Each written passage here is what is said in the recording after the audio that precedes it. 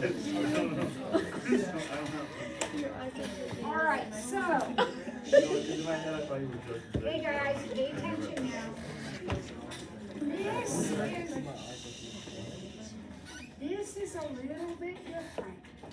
So let's just do a quick review. You remember when we had like a of x equals x plus 2 and b of x equals 3x, that we did things like find b of a of x, and that meant that you took the a function and plugged it into the x for b. Remember that? So this would equal 3 times x plus 2. Okay, so now we're doing that same thing but backwards. So somebody has already built the composition. So you're going to figure out what the f of x and the g of x had to be, so that when you put them together in that order, you got this. Now, some of you probably already have this figured out. That's great. I want to maximize our review time, so I'm just going to throw an idea out at you. This function, this composition, does two things. If I said, okay, let x be 3, if you put a number in here like 3, this expression would multiply it by 2 and subtract 1. Agreed? In that order. So, two things have to happen here. We have to times by 2 and we have to subtract 1 in that order. So look, you have two functions. This one comes first, right? So this is going to be the function that times is by 2. And this is going to be the function that subtracts 1. When you build these functions, use x. Don't try to get fancy, just use x. So this function takes whatever input you have and doubles it. Then you take that double value and subtract 1. That's it. Those are your functions. Now, could there be other ones? Yes. There are infinitely many answers to this question, but those are the most basic. Let's look at the next one. What are the two things that are I think I forgot to give you a C one, but what are the two things that are happening in problem B?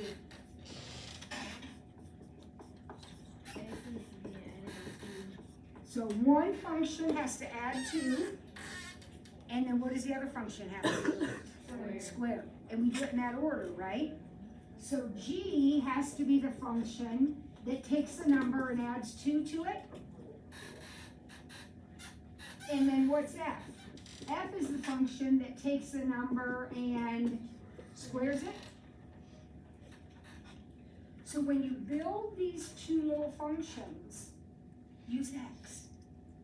Because when you do the composition, wouldn't you take this and plug it in here? So isn't that how you're going to get the x plus 2 squared? Well, I think I cleverly here forgot to put problem here. So let's do this. Let's do 3x minus 1 over 4. Oh, that's a little tricky. What is tricky about that? There's 3 things going on, right? What has to be accomplished? We have to multiply by 3, we have to subtract 1, and we have to divide by 4. Now, if I only have 2 functions to get that done, if I only have f and g, then clearly one of the functions is going to have to do 2 things. Does it matter which one? No? So I'll just let my g function do 2 things. What are the 2 things that my g function is going to have to do? Multiply by 3 and subtract 1? Yeah. So won't that just be 3x minus 1? And then what does my f function have to do? It has to take that guy right there and dividing them by 4. X over 4. Please use X in your little functions when you write them. Multiple ways. Oh yeah, tons of ways. So what if we wanted to let the first function just do one thing? Then it would be 3x. What would the second one have to do then? Subtract 1 and divide by 4.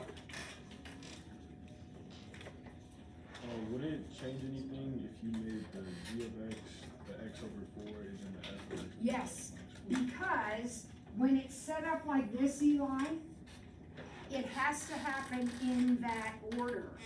And in composition, this is what comes first. So G has to do whatever has to happen first. So it can be either just the multiplication, or it can be the multiplication and the subtraction. But it can't be any division, because the division comes last, and F has to do that. Make sense? Yeah. Perfect. All right, let's put that away then. That takes care of those notes. You're awesome. Remember, if you have issues with homework, you need to get in here. And the other day, I gave you some review material.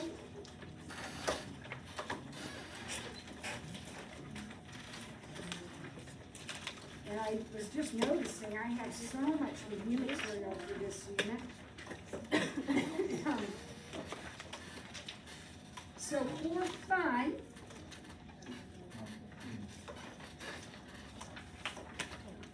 let's find the one called, it's a 2-page thing, right? Find the one called Precal A, period 5 is tops, review number 2. So this is about 10 years ago, maybe? I don't know, a long time ago. If I didn't already give it to you, it's back there in the thing. It could have been in that hateful pile of stuff. If it's not, it's back there in the bin that says academic. Okay. Which one was it? Review number 2. The one that says review number 2. So here we go. We're starting.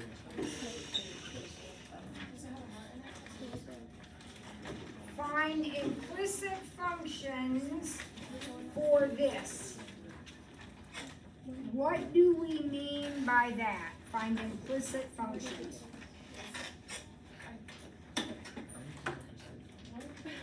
Wait, what is it again? What is the title of it? We're in the review packet. It's the one that says review number 2. Just look at all the pages and the one that says review number 2 at the top. There, Kara, there's 2 of them, 2 papers stapled together. It's the one that says review number 2. All right. How do I find implicit functions? What do I need to do? Yes, May. You have to put y by itself. Yep, so y squared equals x over 4. Then you put a square root of it. And I take the square root, remembering plus or minus. And since there's no adds and subtracts, I can go ahead and break that apart and make it the square root of x over 2. And those are the implicit functions. 2x squared plus 2y squared equals 8. Same thing, same directions. What do we do here? I would. Certainly, that's not like a must do, but boy, it sure does help make the problem look a little better. Then what? So again, we're getting y by itself. And as soon as we have y squared by itself, we're going to square root, right? Oop. Now, are you going to simplify this one at all? No. If you do, you'll be wrong, so just don't do it. Don't do it. No simplifying. Just one of your equations is square root 4 minus x squared, the other one is negative square root 4 minus x squared. And if we were graphing them, we would put those in individually, and they would make a picture. Number 2 is what we just did. Do you recognize that? It says, we know g of f of x is 3x squared minus 1. So what do f and g need to be? Well, there's lots of possible answers, so don't freak out if yours doesn't match what we come up with here. Especially since, how many, like, operations are happening here? 3. And we only have 2 functions to get the job done, f and g. Which means one of the functions will have to do 2, but it doesn't matter which one, so obviously we're gonna have different thoughts. So which function starts? F. So F, what's the first thing that has to happen here? Do we multiply by 3 first? No, I think we square first. PEMDAS, don't we square first? So I'm gonna let F just be x squared. That is squared.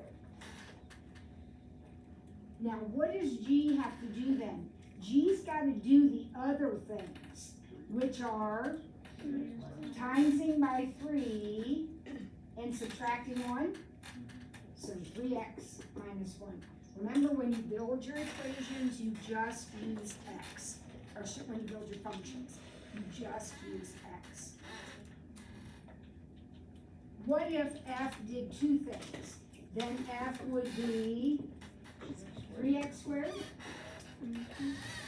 and g would be just x minus 1.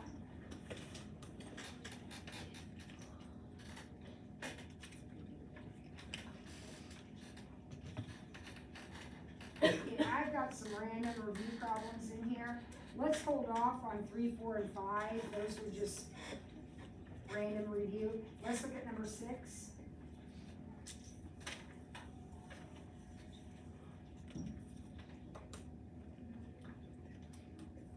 What do you want to do with this disaster?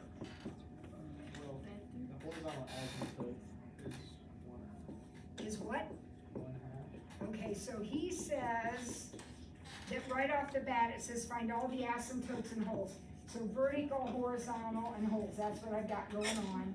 He said the horizontal is at y equals 1/2. Would you agree with that? Okay, keep in mind that the asymptotes are lines. So if you just put 1/2, you're going to get 1/2 credit. You gotta have an equation.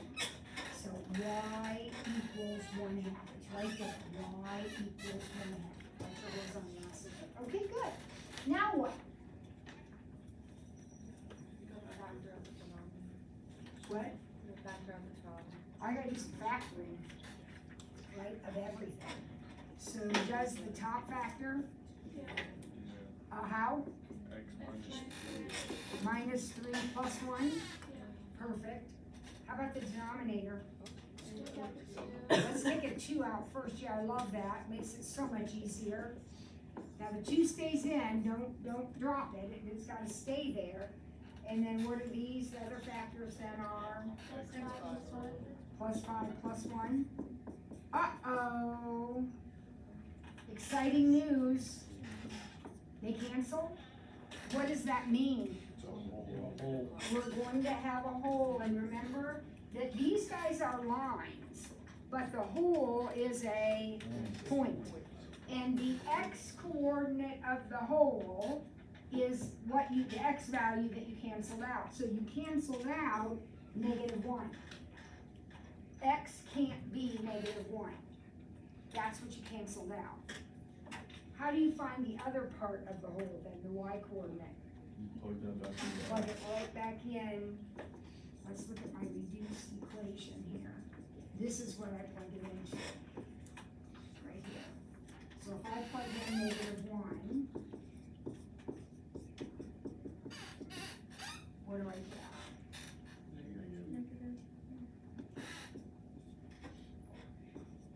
negative 1/2? Is that what you got?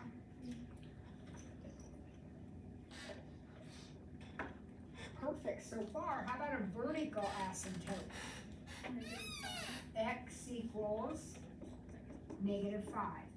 Because we know from our domain work that x plus 5 cannot be 0, right?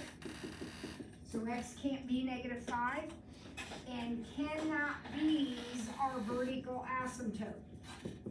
Cannot be. That's how you get vertical asymptotes. When you say x can't be something, that's what your vertical asymptote is. Great job. Anybody have a question about that? Yep. So I know we don't put 0, but I remember something like from last year. We will put 0 equals x for 2. Could we put that down still? Or What do you mean 0? like, I don't know, I just remember like Okay, all we're doing here is vertical asymptotes, horizontal asymptotes, and holes. When you start putting zeros in, you're talking about finding the intercepts, okay. which is another aspect of graphing, but we haven't done that yet. Okay. But yes, you can certainly let x and y be 0, and that would give you the intercepts of the equation, where they cross the axis, where it crosses the axis. All right, sketch this guy. What is he?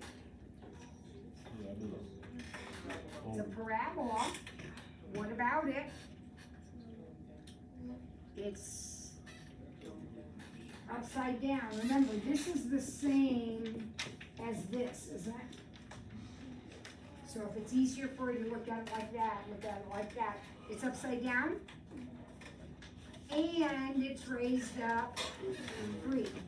So if we were to draw it, it would look like this.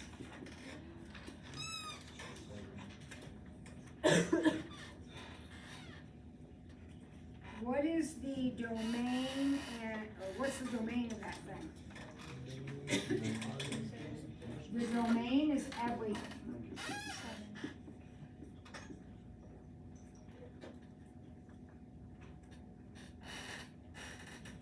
Is it bounded?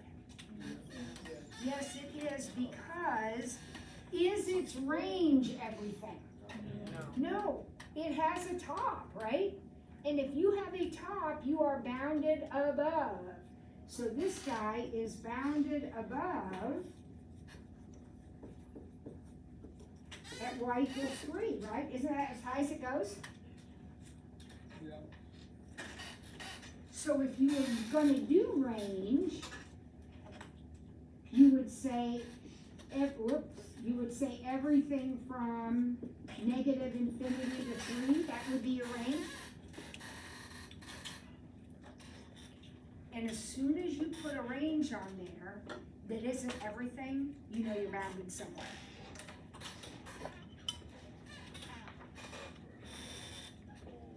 All right, what's the domain of number 8?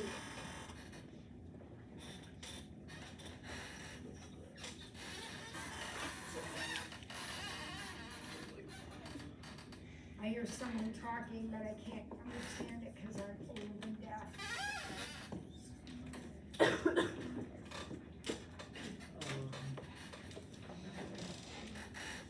Lauren? Would it be negative infinity to 15, u 15 to infinity?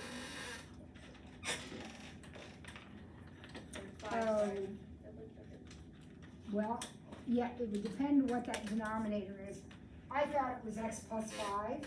You thought it was x minus 15, because it's so sloppily done. I'm gonna stick with 5, but then you're exactly right. It's everything except negative 5, right guys? So negative infinity to negative 5, or negative 5 to that you don't have. Sketch, okay. Tell me about this now.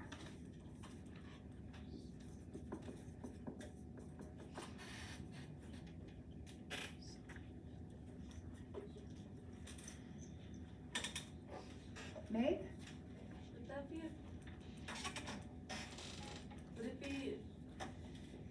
that up one? Would it be raised one, or? No, when we put a minus one on the end like that, it is actually down one. So this one can be a little bit confusing just because the sign itself is such an odd looking thing. So I'm gonna remember that the sine function, this is the normal sign. This isn't the answer to the question. This is the normal sign.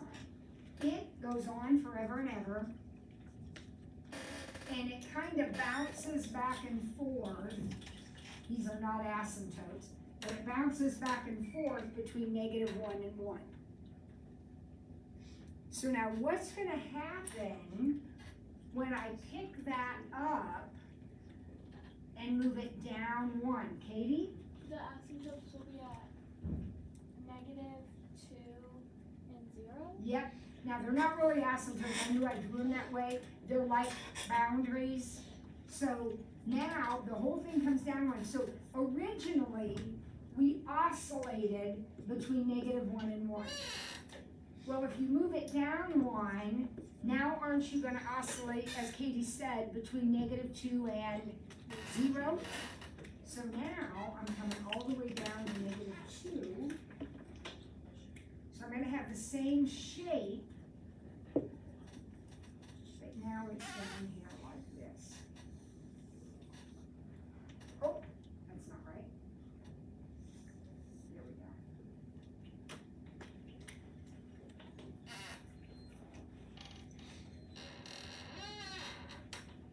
We okay with that? Sine and cosine are, there aren't really that many bounded functions in the world.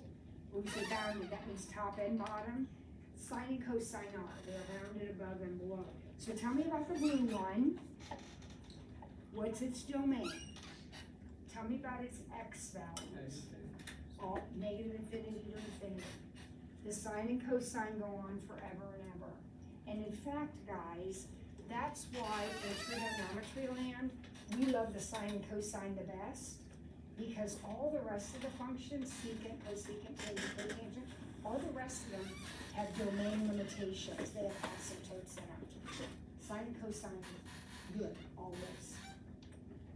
What would you say about bounded? Is the blue thing bounded? Katie?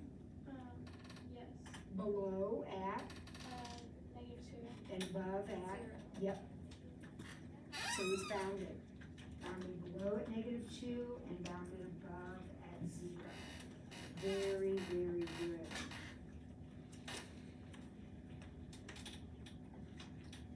What about the next one? What does number 10 look like?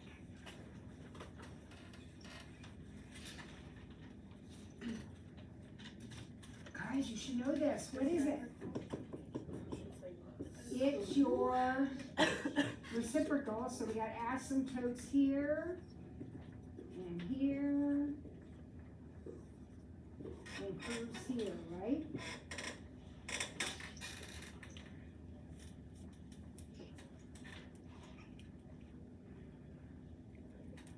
What's its domain?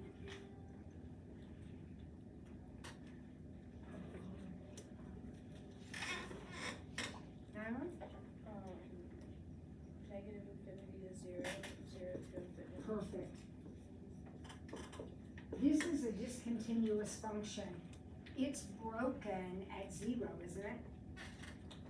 You got a chunk over here, and then you have to pick your pencil up and draw this chunk. 0 is not included. We have to skip over it. Good. Would you say it's bounded? No. No. It is not bounded. Bounded means that it has a ceiling and a floor. Now, some of you might say, well, but this piece, I'm not talking about this piece, I'm talking about the whole function.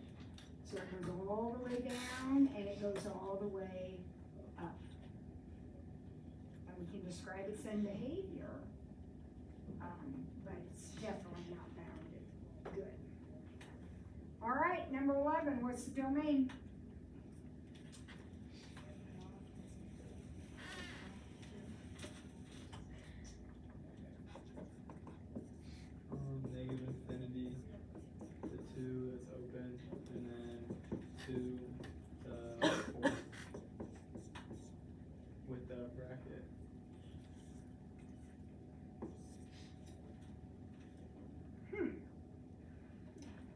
Let's see if he's right.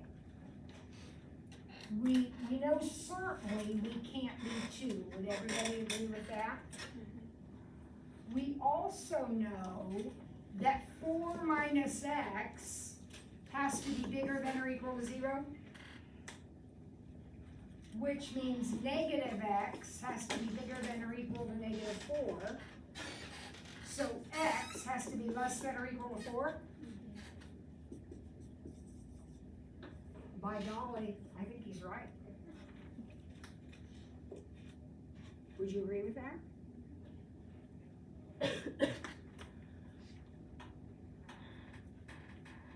Number 12.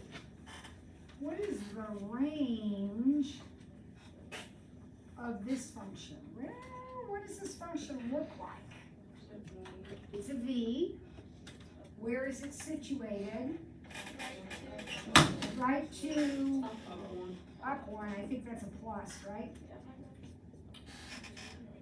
So there's your picture. What's your range? 1 to infinity. And you're going to include that 1, right? Since you got a dot there, you're going to include it. 1 to infinity. Anybody have a question about that? We're rolling through these. You're doing great. Okay, 13's a review. We'll come back and do those if we have time. Number 14. What is the difference between a hole and a vertical asymptote? Keep in mind they're both discontinuities. Think about one that we did earlier where we had a hole, I erased it, but we had a hole and a vertical asymptote. What was the difference, Kara? Isn't like a hole, it just skips through it, whereas an asymptote just completely avoid it. Exactly. And what happens in terms of the equation that creates a hole versus what happens in the equation that creates an asymptote? They both come from the denominator. But what happens to make a hole? In the problem, what creates a hole? It has to be 0. We have to be able to cancel. So a hole is removable. We cancel it out.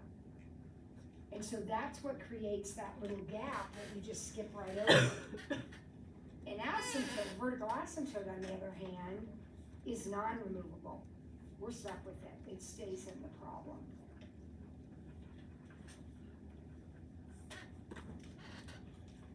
Okay, now we have a piecewise function.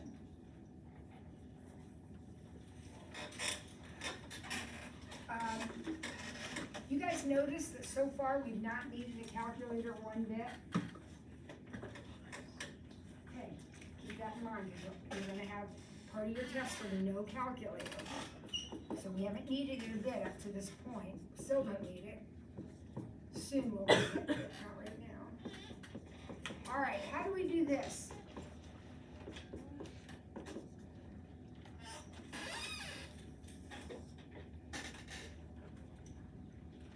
Well, we have to graph it in pieces, right? Order doesn't matter, I'll just go to the top and work down. I like to put a little squiggly line here at -2. Some of you don't like to do that because we have to do some erasing and stuff. It's up to you completely. As long as your graph looks like mine, I really don't care what you're doing. I'm gonna put a little squiggly line there because that's where the break happens in my picture. Okay, so what's the top line say? Okay, what does x plus 1 look like? It's a linear function, but up 1. So it's gonna look like, that's supposed to be a straight line. And it hits right here. And that dot will be open. And I will keep this part of it and erase all of this crooked part.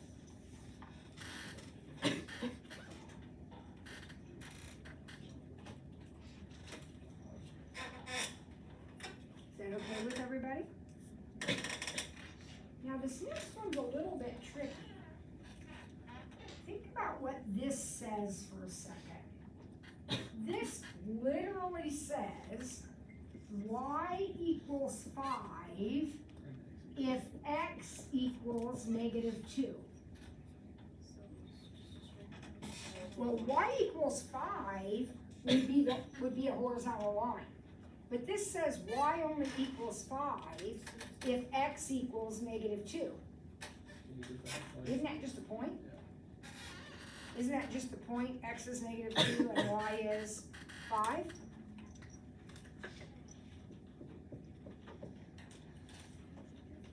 And that's on my squiggly line, of course, and it's gonna be colored in. Just a point, there's no other stuff. If I wanted to draw in that whole line, Carol, I would have to erase all of it except where x is -2. Okay, what's this? That's my handy dandy parabola. It intersects my squiggly line. That will be an open circle. And I will keep the right side, so I'll erase this part. I'll get rid of my squiggly line because it's not really part of the graph. And there it is. Is it okay, I don't remember if we've had this before, is it okay to have 2 open dots like that? Yes, but would it be okay to have 2 closed dots? No, because this is a function and it has to pass the vertical line test. So you can have as many open dots as you want, but only 1 closed dot. So that it still passes the vertical line test. All right, good job. Anybody have a question about that? All right. You feeling okay about things so far? All right, here we go. I've got some functions here. And we're gonna find p of x plus q of x.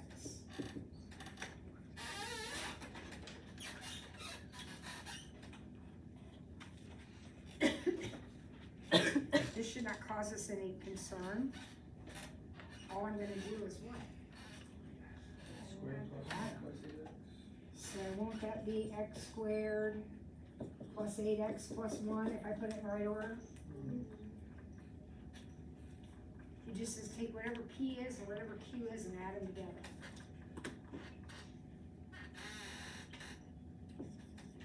Remember that this notation is exactly the same as this notation. So don't let the notation bother you. That little open circle is of, so p of q of 2, p of q of 2. What do I do first? Q of 2, so q of 2 would be 16. Now that's not cool, because now I gotta find p of 16, right? So p of 16 will be 16 squared plus 1, 257.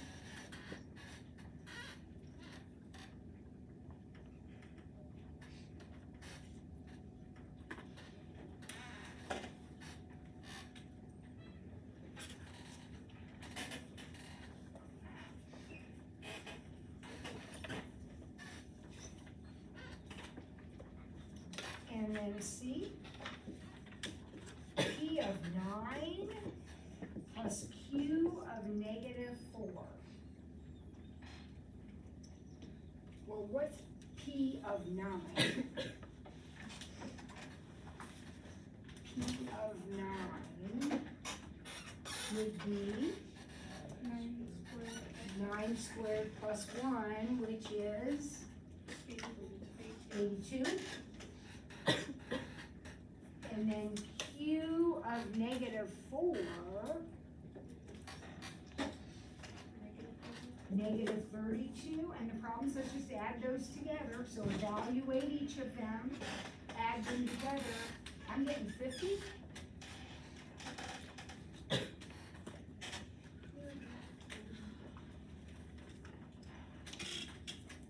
Now I need a calculator, because now I have to find the relative maximum of this picture. Now remember, what that means is, whatever your picture looks like when you graph it, this would be a relative maximum. So you're looking for the top of the hill. Hopefully you see one when you graph this.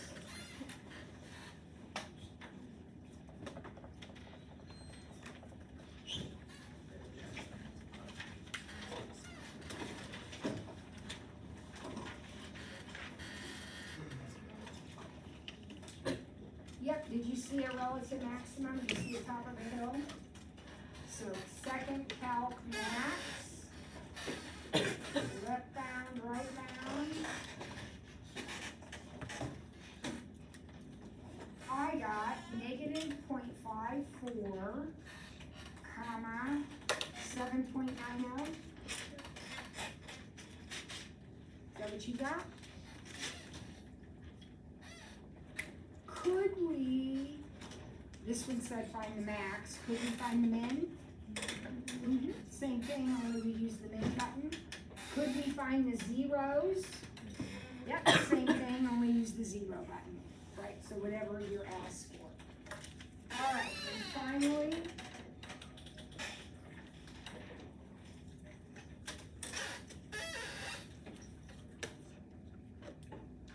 find the equation that best represents this data.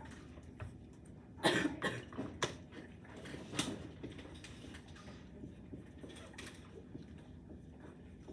We have only done, up to this point, your calculator will do all kinds of regression. We've only done linear and quadratic. Can you tell from the data whether you think I should use, because eventually I'm gonna have to use one of those two buttons. Can you tell from this data whether I should be doing a linear or a quadratic regression? Okay, and how are you making that decision? The slope isn't the same. If it's linear, if this is going up by 1 and this is going up by 3, then if this goes up by 1, this also has to go up by 3? If it's linear, that ratio is the same, we call it slope. So this isn't linear, it's quadratic. So let's go ahead and put that data in. This will be good practice for you because you probably have data already in there. You need to get rid of it.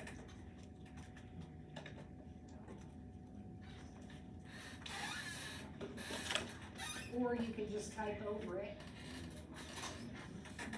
So you have the same amount. Is that a 6? Yep.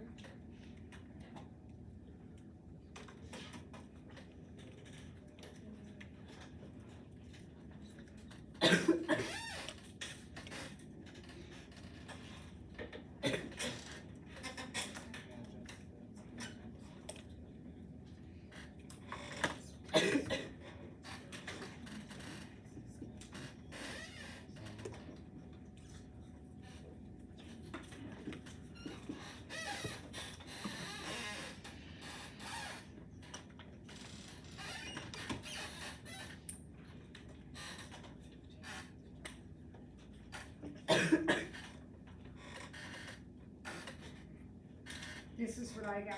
Everybody okay with that? So on the quiz you took, then you had to do something with your equation. So it said, okay, if x is 15, find y. So you just plug it in. And oh, by the way, it bothered some of you that the answer you got didn't make sense. That's because Bozo Brain just made up those points and didn't even think about it. So, yes, negative calories is not good, but that's okay. I counted 87, negative 87, I counted it all. It's like 87 because it's like lost. I know. Yeah, you were all thinking. You were all thinking. I was not creating the problem. All right, so that takes care of that review. I feel like we just sort of sailed through that and it was pretty easy. So, I got one more thing I wanna hand out to you while I'm while I'm handing this out, would you look, maybe pick another page of this and see if you can find something you'd like to review.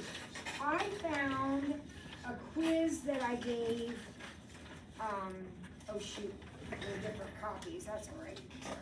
I found a quiz that I gave another time, and I thought I'd hand this out too, but we have a ton of review material already. But be looking, find a problem, like you're like, oh, wait a minute, what's that? And you can practice that.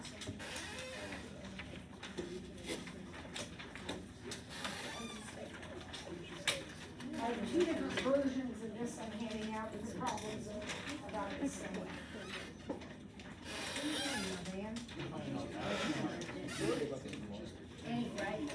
Any problem at all we need to talk about. No, it was loud. 1.4 is the all right, so has anybody found anything on any of the papers you have that you're wondering, what in the heck is going on?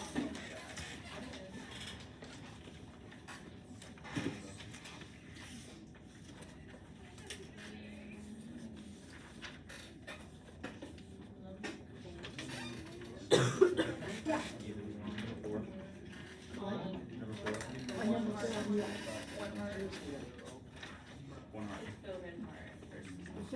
So the thing I just handed out, number 4 on the filled in part, Not filled not filled in part.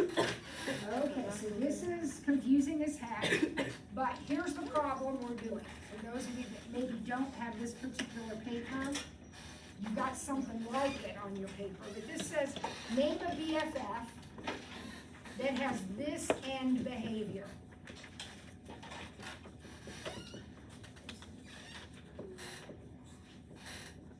All right, so let's talk about this and make sure you understand what's going on. This is the question that's on this quiz. The question that's on the other one has this end behavior.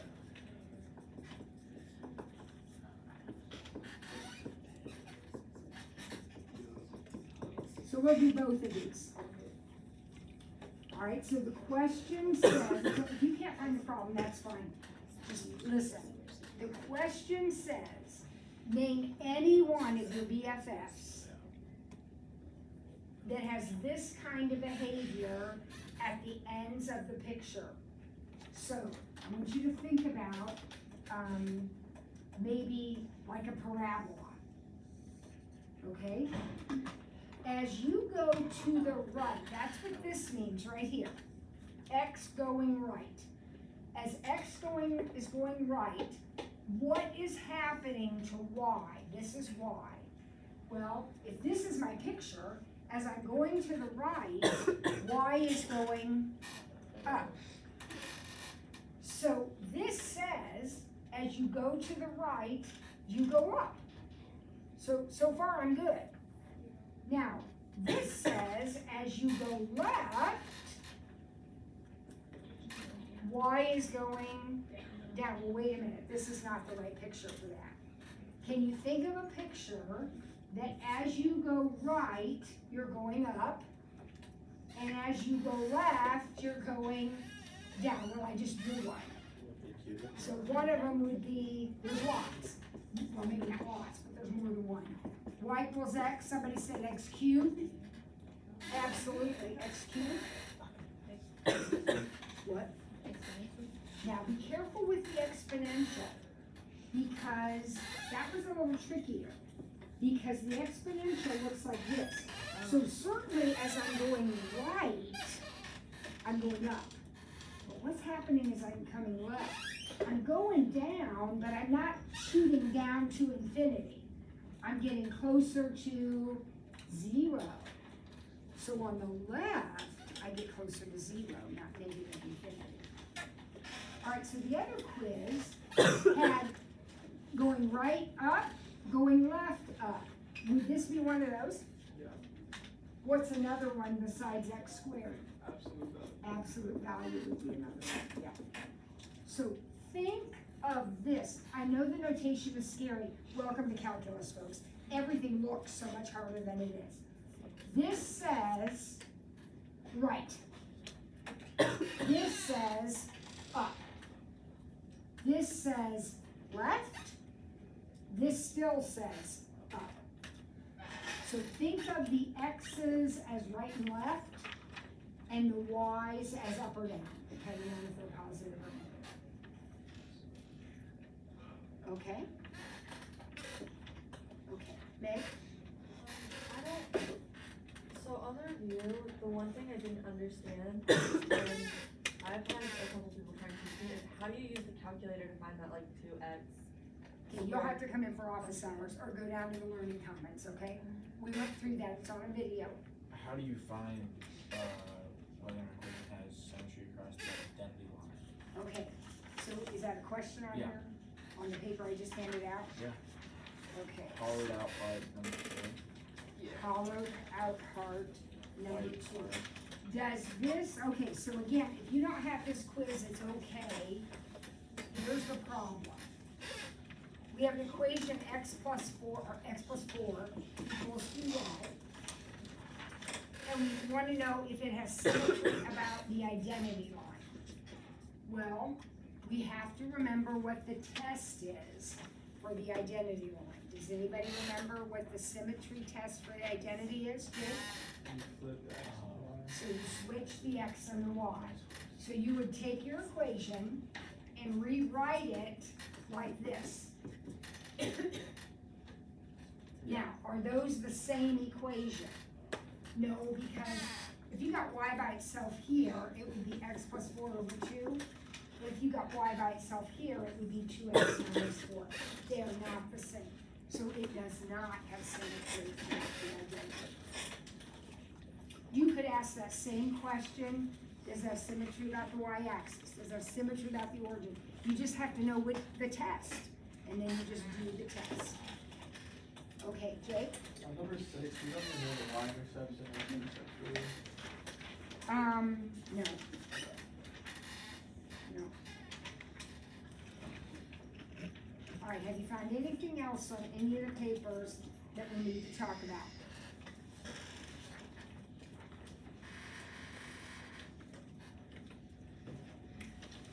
All right, so here's your job then for tomorrow.